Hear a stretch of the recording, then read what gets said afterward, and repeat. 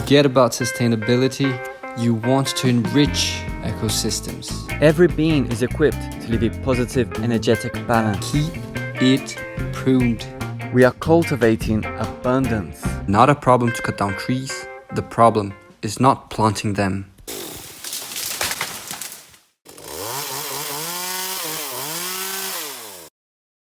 So guys, just very quickly, if you haven't subscribed, go ahead and do that now. Alright, it's free. Make that button great and make my day. Follow us and be the first to know when the new content's out. And if you appreciate this video, smash that like button and help us reach more people so others can too learn about agroforestry. And without any further ado, let's get rolling with today's content. Yo, what's happening, friends of the Agroforestry Academy? Gennaro here in Sitio the Jazz. We're back here with more activity. Quite a few things going on the farm, diverse stuff. So just, walk around, let's see what's been happening. So here we're starting a sugarcane system, right, for the cachaça product with the alambique and things like that. So we've actually gone and we sourced some special cane. All right, I'm gonna get the name of it. It's obviously like a scientific name and everything. It's just a new variety, blah blah. That's appropriate for the cachaça. It converts really well, the sugars and things like that. So we've got a little bit of cane there, okay, and we're going to start a little system here. In this field, we had some tractor work done last year, so it hasn't had such a large number of animals stepping on it since then, so it's quite easy to get through. Now what we've done, so we've just gone with some hose, some standard hose, two guys, and we've been scraped out everything, organized organic material, you see. And then as we lift the beds, you see here, as we lift the beds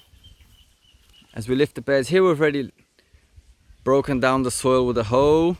We spread the manure, and now that we incorporated the manure already through the process of already drawing up the bed. So we've done these, nice double curves for each of these beds. Look at that.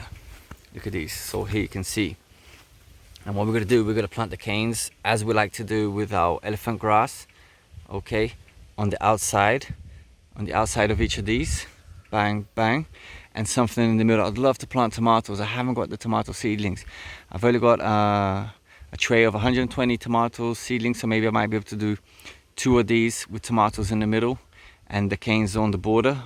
So if I don't get the tomatoes, I'm going to have to, do beans, just enough wild beans and stuff, So, diverse beans, probably jack beans and other stuff like that. I'm even thinking a little bit of corn, but it's quite dangerous. If I plant the corn, I'm going to be ready to chop it down before I even harvest the fruit. If it gives that overshaded information for the cane, I'll have to watch as they develop together. So, I'm going to put something interesting in the center and the double line of canes. And then, with the matter that we've scraped here, we've fed that brachiata to the corridor. So everywhere you see brachiata, it's actually a corridor. You see over here, it's actually a double line. Maybe you can't make it out, but if we get down to the ground, so we're going to be planting cane there and there. So yeah, so these are our beds. That's actually a bed there, a bed here. We haven't covered this corridor here, you see, and a bed. So we've got 1 2 3 4 5 6 beds already drawn out. We started the next one, but we haven't got the amount of seedlings as we wished for. So let's follow this. Let's see how it works out. Organic cane for our cachaça. Planting it like we've developed our grass system. So there's the card, and there'll be all the links at the end for all our grass systems, which breaks it down in detail. Why we're planting like this, the evolution. Even now we're planting them even thinner beds for this grass and cane kind of systems. All right, when I say grass, I mean elephant grass, which we also plant as a cane. We use the cane of the elephant grass. Okay, so this is a common system in the house for the elephant grass, and now we're introducing a little cane system here. All right, just next door to us here, we've been working on some wood actually. There's a rail. We've purchased this rail that you put us alongside the logs, and we've been having some fun. Let's check it out. All right, so as you can see, we've got quite a few of these babies. This is not even the monster one we bought down recently. So this rail's really been helping out to get some straight boards, really cool stuff. It is a lot of work still. I mean, you're probably better off going out and buying the wood if you have access to it, unless you're isolated from things. But here I really want to make good use of the material that I have in-house and, you know, stay at home and do all my stuff. So here we had to obviously, you know, cut a board of the bottom slice. We took a slice in the bottom so that we could lay it over, and then we had to lay it over and take a slice of that. We had to lay it over here and take a slice. So we've really prepared this almost like a cube, so now we can, you know, get that rail right close and chainsaw that down. We'll be showing you more of that.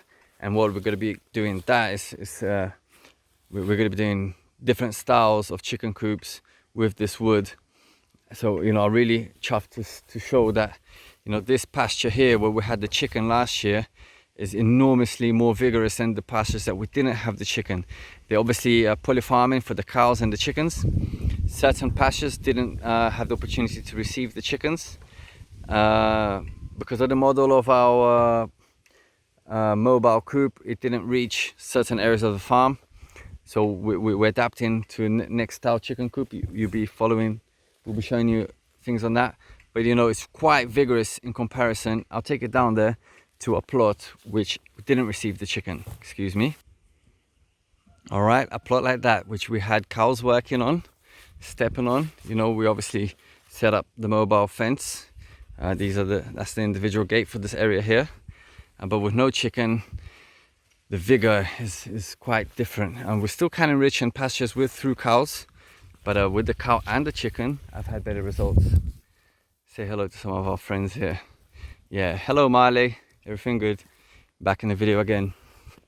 Alright guys, so that's more or less what's been happening. We're dealing with some wood, fencing out some areas, making some new style chicken coops. So stay in touch to follow up on that.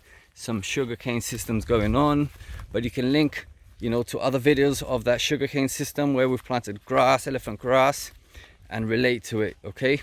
But soon we'll have the follow-ups here when we get the chicken in the pastures again. We've got a little clip on how they were last year in the pasture in comparison to how they're going to be this year. All right, let's get singing with these chainsaws, and don't forget to comment about how you like to take your wood, how you like to dismantle your big trunks. Do you like the use of rail? This is really interesting, this rail, because you can take it to the spot. I don't have to be carrying these logs around. So it's a mobile thing, you know, you take it to the place and you cut it up there. All right, so peace out till next time.